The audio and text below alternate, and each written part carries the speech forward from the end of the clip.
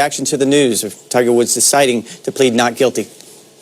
Well, it probably arises from what I predicted earlier today when we spoke, which is this is a second offense. It was a potentially life-threatening accident.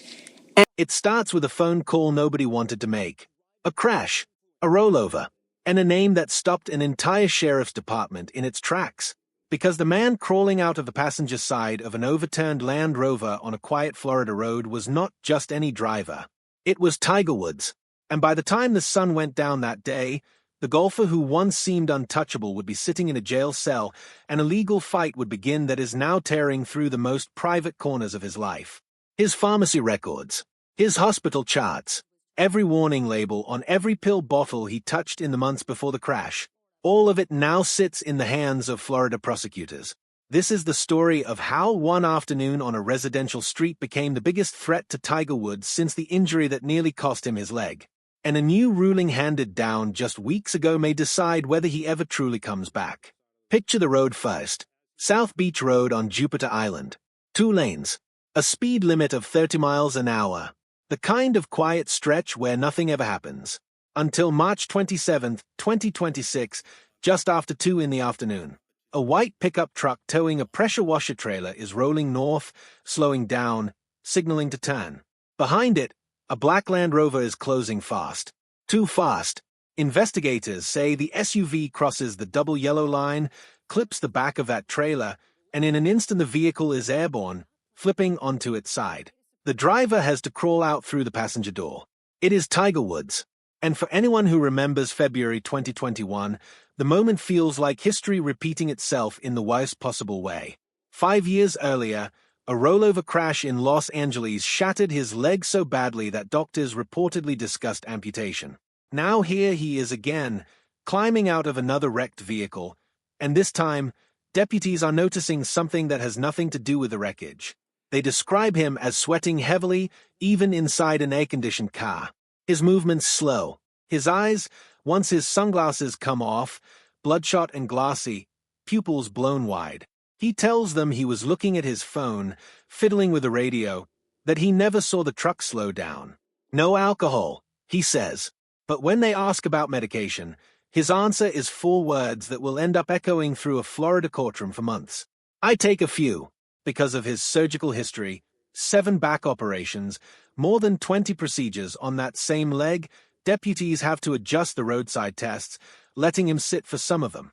It does not matter. He struggles anyway. Poor coordination. Trouble following instructions. During an eye test, his head keeps drifting to the side no matter how many times he is told to hold it still.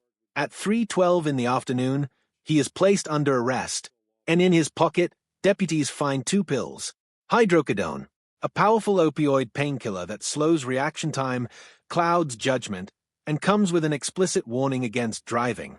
At the jail, he blows a 0 on the breathalyzer, not once but twice.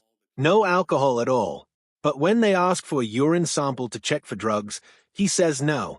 And that single refusal changes the entire shape of this case, because under a Florida law that took effect just months earlier, refusing that test is no longer a simple inconvenience. It is its own separate crime. A 1-year license suspension. Up to 60 days behind bars. He walks out of jail that night on bond, facing 2 charges, driving under the influence with property damage and refusal to submit to a lawful test. And the sheriff himself admits the uncomfortable truth out loud. Without that test, there is no way to ever know for certain what was in his system that day. 4 days later, his lawyer enters a not guilty plea and demands a jury trial. And then Tiger Woods does something almost nobody has ever seen him do. He admits, in his own words, that he is not okay. He says he understands the seriousness of what he is facing, that he is stepping away to seek treatment, to focus on his health, to work toward lasting recovery. A judge grants him permission to leave the country for inpatient care, and he disappears into a treatment facility in Switzerland. For a man whose entire public identity was built on relentless control, walking away felt like an admission the world had never been allowed to witness. But a courtroom does not pause for anyone's recovery. While he is overseas, prosecutors file notice that they want his complete pharmacy history. Every prescription filled in the months before the crash. Every dosage, every refill, every warning label ever printed on those bottles. His legal team pushes back, arguing he has a right to privacy.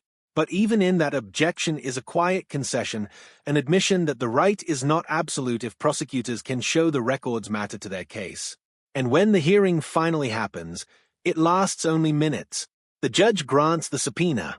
The records will be shielded from the public, but not from the prosecution. Then comes the second blow, and it is even more revealing than the first, because now prosecutors are not just after what he was prescribed. They want to know what actually happened inside the hospital in the hours after his arrest. Every statement he made about drugs or alcohol. Every screening result. The names of the medical staff who treated him. This is not paperwork anymore. This is a direct window into his body and his words in the immediate aftermath of the crash. And in early July, a judge approves that request too. This time, his lawyers do not even put up a real fight. They simply try to control who gets to see what comes out. Underneath every filing is a 50-year-old man whose body has been rebuilt more times than almost any athlete alive. A ruptured Achilles, another back surgery, a career held together by scar tissue and willpower. And this is not even his first collision with painkillers and the law. Back in 2017, he was found asleep behind the wheel at 3 a.m. with 5 different substances in his system. That case cannot be used against him now, but it hangs over this one like a shadow nobody can erase. And still, life does not slow down to let him catch his breath. His girlfriend reveals she is fighting breast cancer. He makes his first public appearance since the arrest, not as a competitor, but in a suit, helping unveil the future of professional golf itself, even as his own past is being subpoenaed piece by piece in a Florida courtroom. He will miss every major championship this year, for the second year in a row. A status hearing is set for August. Legal experts say this case could stretch well into next year.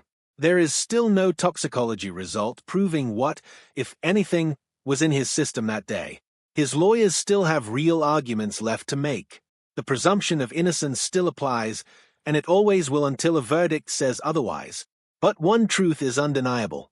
Tiger Woods has spent 3 decades building walls around his private life and one court order at a time. Those walls are coming down. You cannot outwork a subpoena. You cannot grind your way past a judge's signature. For the first time in his life, he is facing an opponent that does not care how hard he tries. And the only question left is the one nobody can yet answer. After everything, is there room in this story for one more comeback?